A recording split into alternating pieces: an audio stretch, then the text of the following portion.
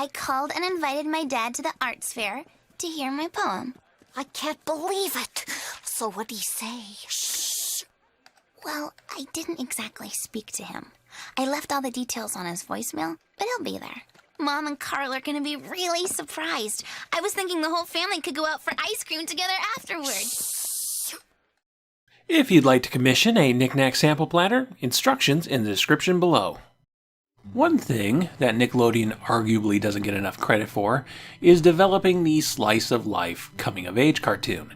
Animated shows that aren't about weird creatures or fantastical premises, but just kids, no older than the channel's target demographic, going to school and hanging out with their friends and learning life lessons.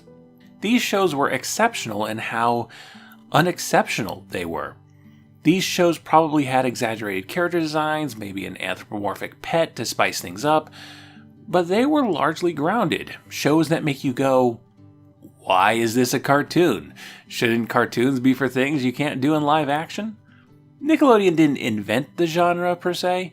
The Archie comic books had been giving us the day-to-day on a gaggle of teenagers since 1942, and Charles Schulz's Peanuts had combined the wonders of childhood with anxiety and ennui beginning in 1950.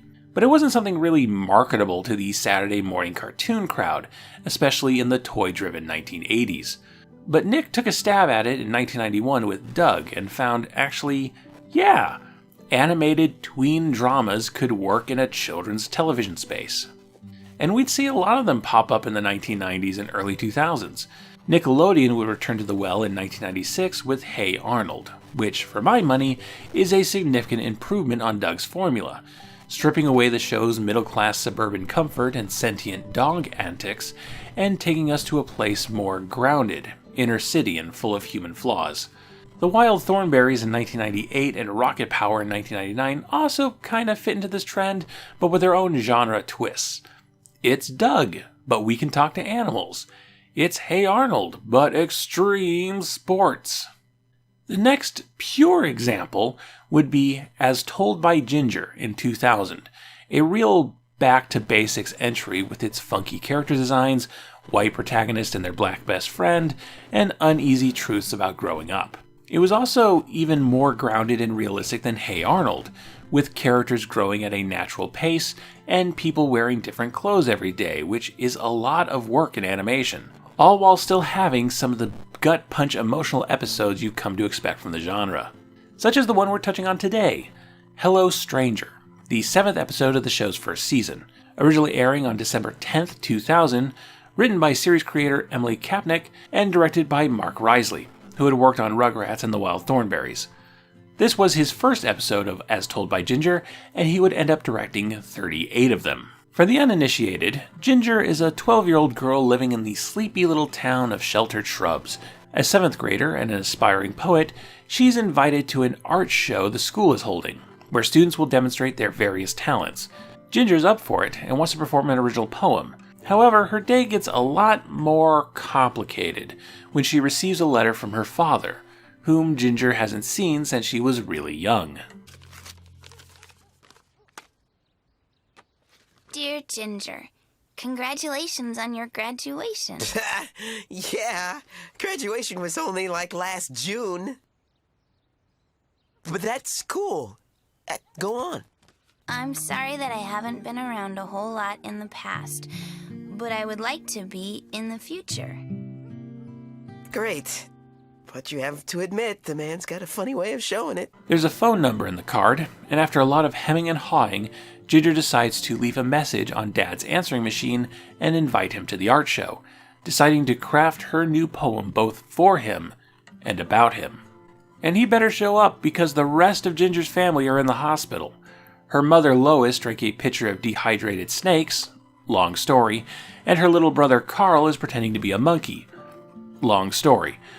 So when it comes time to share her poem, it'll either be to her father or to the void. Of course, those might be one and the same. This is hardly the first or most well-celebrated absent father story we've seen on television, but when the topic comes up elsewhere, the reaction the characters have, the reaction expected from the audience, is anger. You're supposed to see the situation as a moral failing. It's wrong to abandon your child. let's scream about it. I ain't need him then and I don't need him now. Will. Nah, you know what, Uncle Phil? I'm gonna get through college without him. I'm gonna get a great job without him. I'm gonna marry me a beautiful honey, and I'm gonna have me a whole bunch of kids. I'm gonna be a better father than he ever was. And I sure as hell don't need him for that, because ain't a damn thing he could ever teach me about how to love my kids.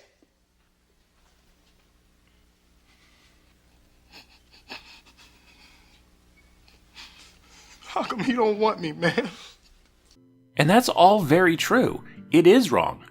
Not in a conservative talking point way. A single-parent household can be safe and loving and nurturing just as much as a two-parent household, and kids don't, quote-unquote, need a father figure, which is just a homophobic response to lesbian couples having kids. But it is wrong to make the commitment of parenthood and then renege on it for self-centered reasons. You chose to make a human being. Your responsibilities are to them now. That's non-negotiable. But Hello Stranger isn't really interested in the anger response. Only Ginger's best friend Darren expresses any frustration towards Ginger's situation with her father. He feels protective of Ginger and doesn't want to see her get hurt. Remember when you begged your mom to invite him to Thanksgiving because he said he wanted to come? Then she finally caved in and said yes, and then he had to cancel because something came up. So what's your point? My point is that it's great. Really great. I just hope, nothing comes up. But everyone else reacts to this with a sort of melancholy, almost mournful for a life that never got to happen. When Lois learns about her ex-husband's card, her reaction isn't anger about her deadbeat ex. She doesn't talk down Ginger's father in front of her daughter, but instead uncomfortably tries to be supportive of something she knows will probably not happen. Well, kiddo, this may be the snake talking, but I think you should follow your heart. He may be a little flaky, but he's your father, and he's not a bad guy. At some point, you kids are gonna have to decide what role he plays in your lives. Yeah, and just because he wasn't all that reliable in the past, well, that doesn't mean he's always going to be that way, right? I mean, people change. Well, sometimes they do.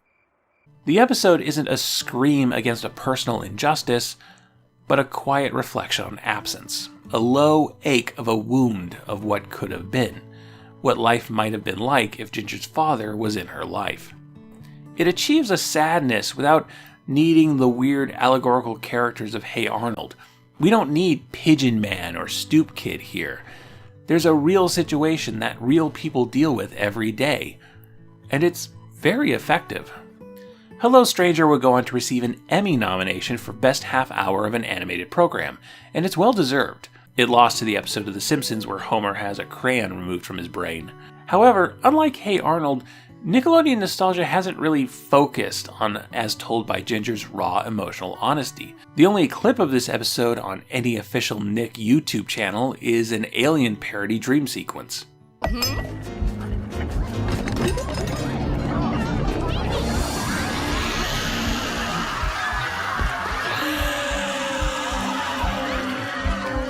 I mean, sure, that's a fun scene, but it's not what this episode is about.